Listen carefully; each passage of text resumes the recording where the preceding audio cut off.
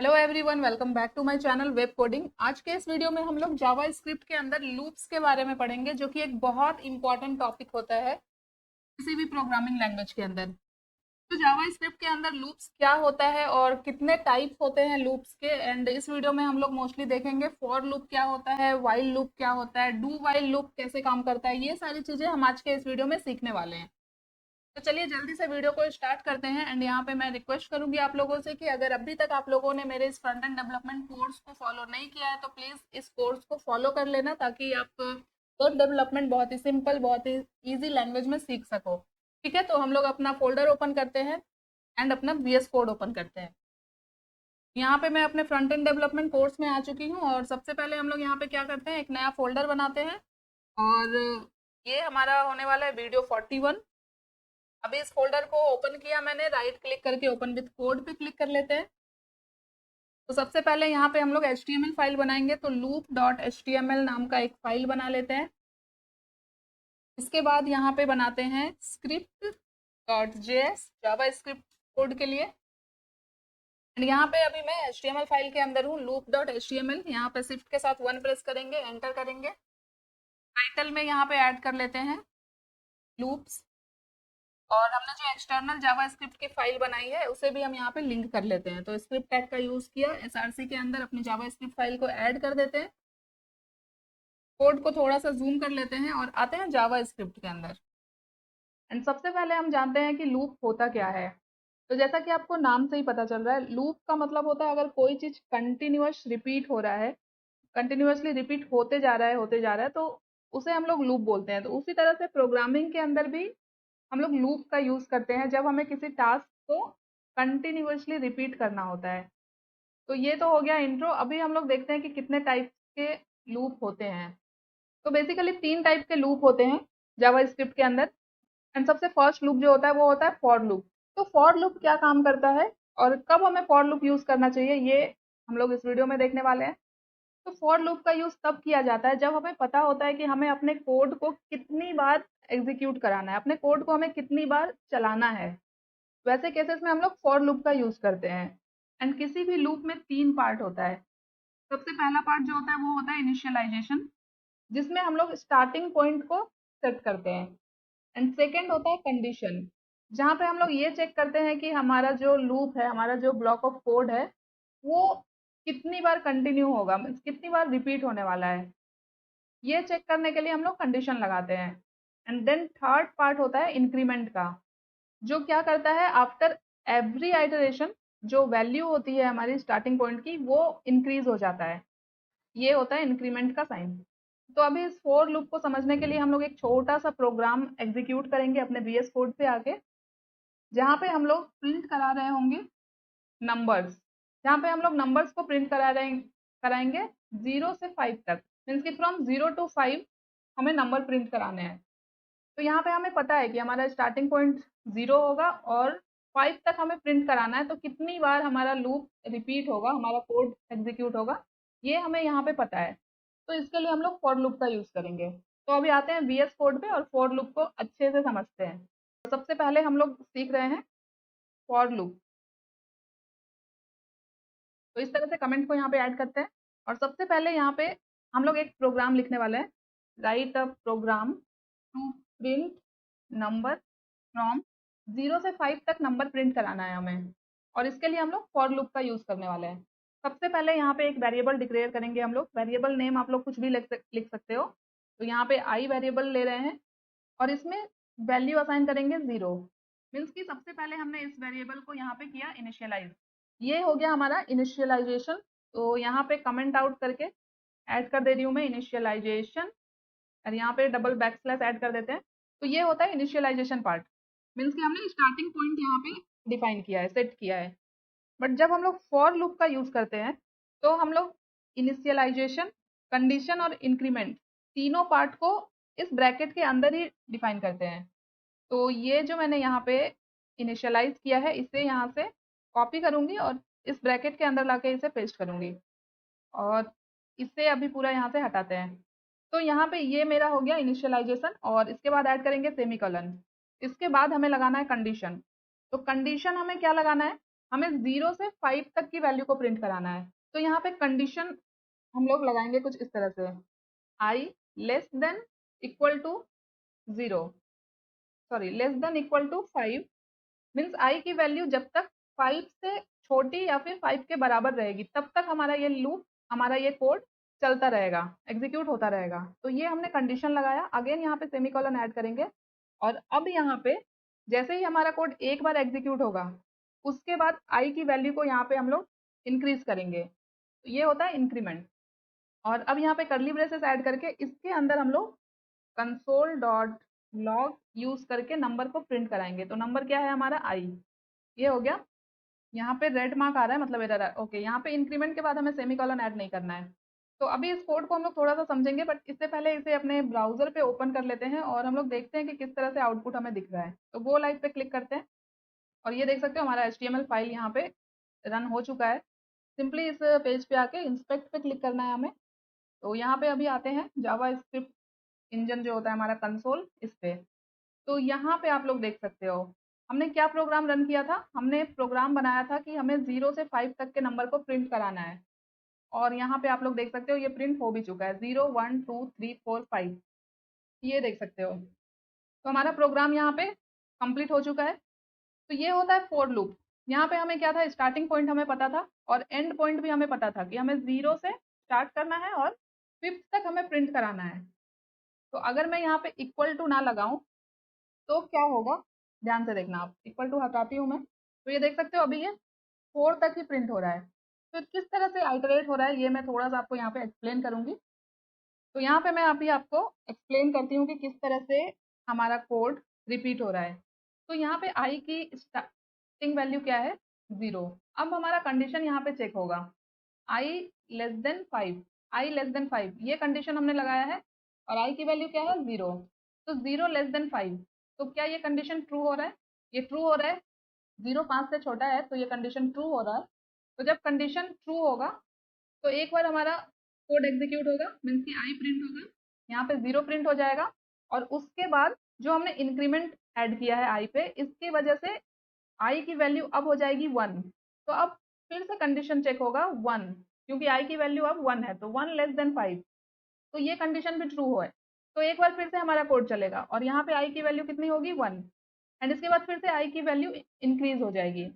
तो अगेन 1 से ये हो जाएगा 2, तो अब फिर से ये कंडीशन चेक होगा 2 लेस देन 5, तो ये फिर से जो हमारा स्टेटमेंट है ट्रू हो जाएगा।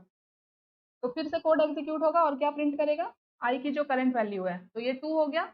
उसके बाद फिर से ये इंक्रीमेंट रन होगा और अब हो जाएगी आई की वैल्यू 3, तो 3 लेस देन 5, तो ये कंडीशन भी ट्रू हुआ।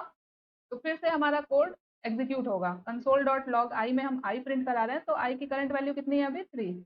उसी तरह से मतलब आफ्टर एवरी आइटरेशन आई की जो वैल्यू है इंक्रीज हो जा रही है। तो अगेन 3 लेस देन 5 करेंगे हम लोग, तो ये भी ट्रू होगा। सॉरी, यहाँ पे इंक्रीमेंट होगा पहले और हमारे पास आई की वैल्यू हो जाएगी 4, तो 4 लेस देन 5 ये भी ट्रू होगा। अगेन यहाँ पे हमें मिलेगा 4, और अब यहाँ पे हम लोगों ने सिर्फ लेस देन ऐड किया है, तो 0 से 4 तक की वैल्यू हमें मिल रही है। लेस देन 5 करे तो ये ट्रू हो रहा है, और यहाँ पे आई की वैल्यू कितनी हो रही है, 4। तो एक बार तो एग्जीक्यूट होगा हमारा कोड और आई की वैल्यू फिर इंक्रीज होके कितनी हो जाएगी, 5। तो अब अगर हम ये कंडीशन चेक करें 5 लेस देन 5, तो क्या ये ट्रू है, नहीं है। 5 5 से छोटा है, ऐसा तो नहीं है, तो ये यहाँ पे फॉल्स हो गया। तो जैसे ही कंडीशन हमारा फॉल्स हो जाएगा तो ये हमारा कोड अब एग्जीक्यूट नहीं होगा और आई की वैल्यू इंक्रीज नहीं होगी। तो हमें 4 तक ही वैल्यू मिल रही है। बट जैसे ही हम यहाँ पे इन सबको डिलीट करते हैं, जैसे ही हम यहाँ पे 5 जो लास्ट वाला हमारा कंडीशन है, 5 लेस देन इक्वल टू 5 कर दे, तो क्या ये कंडीशन सही है, छोटा तो नहीं है बट इक्वल है, तो ये कंडीशन हमारा ट्रू हो जा रहा है। तो इसके बाद क्या होगा, हमारा कोड एक बार और एग्जीक्यूट होगा, और अब आई की वैल्यू हो जाएगी 5 प्लस 1 6। जैसे ही एक बार कोड एग्जीक्यूट होगा तो आई की वैल्यू इंक्रीज हो जाएगी 1 से, तो अब आई की वैल्यू हो जाएगी 6, और 6 लेस देन इक्वल टू 5, ये कंडीशन पूरी तरह से गलत है, तो इसके बाद हमारा कोड एग्जीक्यूट नहीं होगा। इसे क्लोज करते हैं और यहाँ पे इक्वल टू भी अगर ऐड कर दे तो हमारे पास 0 से 5 तक का नंबर प्रिंट होके आ रहा है। तो आई होप कि आप लोगों को फोर लूप समझ में आ गया होगा। सेकंड कौन सा लूप है हम लोग देखते हैं। फॉर लूप के बाद हमारे पास आता है वाइल लूप। व्हाइल लूप का यूज तब किया जाता है जब हमें ये पता नहीं होता है कि हमारा कोड कितनी बार रिपीट होने वाला है, कितनी बार एग्जीक्यूट होने वाला है। बट हमारे पास एक कंडीशन होता है चेक करने के लिए, और जब तक वो कंडीशन ट्रू होता है तब तक हमारा लूप कंटिन्यूअस रिपीट होता रहेगा, और जैसे ही वो कंडीशन फॉल्स होगा हमारा कोड एग्जीक्यूट नहीं होगा। तो ये छोटा सा डिफरेंस होता है फोर और वाइल लूप के बीच में। तो चलिए अभी वाइल लूप को भी हम लोग थोड़ा अच्छे से समझते हैं। तो इसे यहाँ पे कमेंट आउट करेंगे और यहाँ पे देखते हैं वाइल लूप। तो वाइल लूप के अंदर हम लोग इनिशियलाइज पहले ही करते हैं वेरिएबल को। तो यहाँ पे एक अगेन फिर से आई वेरिएबल लेंगे और इसमें वैल्यू देंगे 0। ये हो गया इनिशियलाइजेशन पार्ट। इसके बाद हम लोग वाइल लूप के लिए वाइल कीवर्ड का यूज करते हैं एंड कंडीशन को हम लोग यहाँ पे ऐड करते हैं। जैसे हमें यहाँ पे पता नहीं है कि हमारा कोड कितनी बार चलने वाला है, बट एक हमारे पास एक कंडीशन है कि जब तक आई की वैल्यू 5 से छोटी हो तब तक हमारा कोड चलता रहेगा। तो यहाँ पे मैंने ये कंडीशन लगाया और अब कंसोल डॉट लॉग में हम लोग प्रिंट कराएंगे आई, एंड इसके बाद हम लोग इंक्रीमेंट ऐड करेंगे। यहाँ पे आई की वैल्यू को यहाँ पे हम लोग इंक्रीज कर देंगे। जैसे ही हमारा कोड एक बार एग्जीक्यूट होगा उसके बाद आई की वैल्यू जो है इंक्रीज हो जाएगी। तो यहाँ पे आप लोग देख सकते हो हमें क्या आउटपुट दिख रहा है। सेम जो काम हम लोग फॉर लूप का यूज करके कर रहे थे वही काम हम लोग यहाँ पे वाइल लूप का यूज करके कर रहे हैं। बट फॉर लूप में हम लोगों ने इनिशियलाइजेशन, कंडीशन और इंक्रीमेंट तीनों को एक ही पार्ट में ऐड किया था। बट वाइल लूप में क्या होता है, पहले हम लोग वैल्यू को इनिशियलाइज करेंगे जो कि स्टार्टिंग पॉइंट होगा। उसके बाद हम लोग कंडीशन चेक करेंगे, जो कंडीशन हमारे पास होगी देन हम लोग वैल्यू को प्रिंट कराएंगे। और जैसे ही एक बार एग्जीक्यूट होगा हमारा कोड उसके बाद आई की जो वैल्यू है इसे हम लोग इंक्रीज करेंगे। तो यहाँ पे भी सेम चीज हो रहा है। सबसे पहले हमारा कंडीशन चेक होगा 0<5, कंडीशन ट्रू हो गया तो यहाँ पे आई की वैल्यू जो है प्रिंट हो जाएगी जो कि होगी 0। उसके बाद आई की वैल्यू इंक्रीज होगी, तो 0 से इंक्रीज होके कितना हो जाएगा 1, और वापस से फिर हमारा प्रोग्राम इसी कंडीशन पे आ जाएगा और यहाँ पे फिर से ये कंडीशन चेक होगा। तो अब आई की वैल्यू कितनी है 1, 1<5, अगेन ये ट्रू है तो फिर से ये एक बार आई की वैल्यू को प्रिंट करेगा और उसके बाद फिर से उसे इंक्रीज कर देगा। तो ये तब तक चलता रहेगा जब तक हमारा ये कंडीशन ट्रू होगा, जब तक आई की वैल्यू 5 से छोटी रहेगी। तो हमें यहाँ पे 0 से 4 तक का नंबर मिल जाएगा। वैसे ही यहाँ पे अगर लेस देन इक्वल टू भी ऐड कर दे तो क्या होगा, आई की वैल्यू जब 5 होगी तो उस टाइम पे भी हमारा ये कोड एग्जीक्यूट होगा और हमें एक और नंबर मिल जाएगा। तो ये होता है while loop। आई होप कि आपको फॉर लूप और वाइल लूप का डिफरेंस समझ में आ गया होगा। फॉर लूप को लिखने का सिंटेक्स कुछ ऐसा था और वाइल लूप का सिंटेक्स कुछ ऐसा है। बस इनिशियलाइजेशन, कंडीशन और इंक्रीमेंट को हम लोग कहाँ पे किस तरह से ऐड कर रहे हैं, बस इतना ही डिफरेंस है। बाकी हमने सेम प्रोग्राम को फॉर लूप और वाइल लूप का यूज करके बना लिया है। अभी देखते हैं नेक्स्ट कौन सा लूप है। नेक्स्ट हमारे पास होता है डू वाइल लूप। तो अब डू वाइल लूप क्या होता है, डू वाइल लूप बिल्कुल सेम होता है वाइल लूप के, बट डिफरेंस क्या होता है कि वाइल लूप में हम लोग पहले ही कंडीशन को चेक करते हैं उसके बाद हमारा कोड एग्जीक्यूट होता है। बट डू वाइल में क्या होता है, पहले हम लोग अपने कोड को एक बार रन करते हैं, एटलीस्ट एक बार हमारा कोड पहले रन होना चाहिए, उसके बाद हम लोग कंडीशन को चेक करते हैं चाहे वो कंडीशन हमारा फॉल्स ही क्यों ना हो। तो इतना सा डिफरेंस होता है। इसे हम लोग थोड़ा प्रैक्टिकल के साथ देखते हैं तो अच्छे से क्लियर हो जाएगा आप लोगों को। तो आते हैं वापस से वीएस कोड पे। तो यहाँ पे हम लोगों को करना क्या है, जैसे ये हमारा वाइल लूप था, इसमें क्या करना है, डू वाइल में क्या करना है, सबसे पहले डू ब्लॉक ऑफ कोड हम लोग यहाँ पे चलाएंगे और ये जो हमने यहाँ पे कोड एग्जीक्यूट किया है इसे इस ब्लॉक के अंदर हम लोग एग्जीक्यूट करेंगे। तो अभी इस कोड को समझते हैं। यहाँ पे हमने क्या किया, सबसे पहले हमने इनिशियलाइज किया आई की वैल्यू को, 0 वैल्यू दिया हमने, एंड अब हम लोगों ने एग्जीक्यूट किया सबसे पहले डू ब्लॉक। यहाँ पे हमने कोई भी कंडीशन चेक नहीं किया है, हमने अपने कोड को यहाँ पे एग्जीक्यूट कराया। सबसे पहले क्या किया, हमने आई की वैल्यू को प्रिंट कराया। तो यहाँ पे हमारे पास क्या आ जाएगा, आई का वैल्यू स्टार्टिंग में 0, एंड देन हमने इंक्रीमेंट किया आई की वैल्यू को, तो अब हमारे पास आ गया 1। एंड इसके बाद हम लोग अब यहाँ पे वाइल के अंदर कंडीशन चेक कर रहे हैं। अब 1 की वैल्यू यहाँ पे less than equal to 5, condition हो गया हमारा ट्रू। तो वापस से क्या होगा, वापस से इसी ब्लॉक में आ जाएगा और फिर से आई की वैल्यू प्रिंट होगी एंड देन फिर से हमारा आई का जो वैल्यू है वो इंक्रीज हो जाएगा। इसके आउटपुट को हम लोग यहाँ पे देखते हैं एक बार फिर से। ये देख सकते हो सेम यहाँ पे 0 से 5 तक की वैल्यू प्रिंट हो रही है। तो सेम काम करता है ये भी, डू वाइल भी, चाहे आप फॉर लूप का यूज करो, वाइल लूप का यूज करो या फिर डू वाइल का यूज करो, हमारे पास आउटपुट देख सकते हो सेम ही आ रहा है। तो ये डिफरेंस था वाइल लूप और डू वाइल के अंदर। तो आई होप आपको फॉर लूप, वाइल लूप और डू वाइल लूप क्लियर हो गया होगा अभी। तो इस तरह से आप लोग खुद से और बहुत सारे प्रोग्राम्स आपको मिल जाएँगे, जहाँ पे आप लोग इन सारे लूप को प्रैक्टिस कर सकते हो। तो जितना हो सके आप लोग अलग-अलग प्रोग्राम एग्ज़ीक्यूट करें, खुद से रन करके देखें, किस तरह से चीज़ें काम कर रही है। एंड यहाँ पे मैं आपको थोड़ा-सा बताना चाहूँगी कि कौन-सा लूप हमें कब यूज़ करना चाहिए। मैंने पहले भी बताया आपको, यहाँ पे आप लोग देख सकते हो फॉर लूप का यूज़ हम लोग कब कर रहे होते हैं, जब हमें एग्ज़ैक्ट नंबर ऑफ आइटरेशन हमें पता होता है कि कितनी बार हमारा कोड चलने वाला है। जब ये चीज़ हमें नोन हो, हमें पता हो, तब हम लोग फॉर लूप का यूज़ करेंगे। बट वहीं अगर कितनी बार हमारे कोड को चलाना है, कितने नंबर ऑफ आइटरेशन होने वाले हैं, ये हमें बिल्कुल नहीं पता है, बट हमारे पास एक कंडीशन है, तो उस केस में हम लोग व्हाइल लूप का यूज़ करते हैं। और डू व्हाइल का यूज़ कब किया जाता है? जब हम अपने कोड को एटलीस्ट एक बार तो चलाएँगे ही, चाहे हमारा कंडीशन ट्रू हो या फॉल्स हो। तो वैसे केसेस में हम लोग डू व्हाइल का यूज़ करेंगे।